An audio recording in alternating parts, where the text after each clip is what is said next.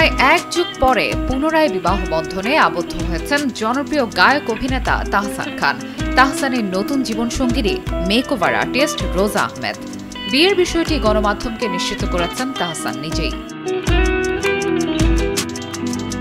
বাংলাদেশের বরিশালে বেড়ে ওঠা রোজা আহমেদ পড়াশোনা করেছেন যুক্তরাষ্ট্রে। নিউ ইয়র্ক ইউনিভার্সিটি থেকে কসমেটোলজির উপর পড়াশোনা করা রোজা আহমেদ একজন সফল উদ্যোক্তা। পড়াশোনা শেষ করে তিনি কসমেটোলজি লাইসেন্স গ্রহণ করেন এবং পরবর্তীতে নিউ ইয়র্কের কুইন্সে রোজাস ব্রাইডাল মেকওভার প্রতিষ্ঠা করেন।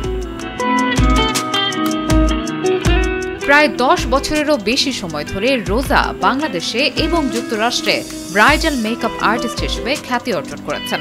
এছাড়াও মেকওভার এডুকেটর হিসেবে তিনি কয়েক হাজার নারীকে প্রশিক্ষণ দিয়েছেন এবং তাদের অনেককে উদ্যোক্তা হতে সাহায্য করেছেন।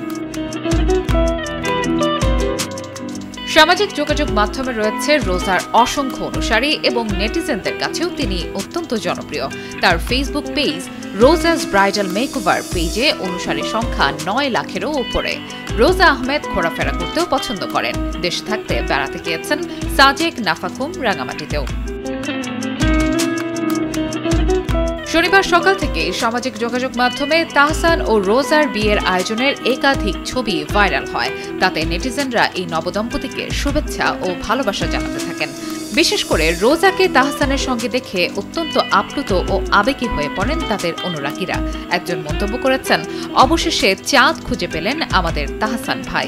আরেকজন লিখেছেন, তাহসানের জন্য অত্যন্ত খুশি, অবশেষে উপযুক্ত কাউকেই খুঁজে পেলেন আমাদের তাহসান।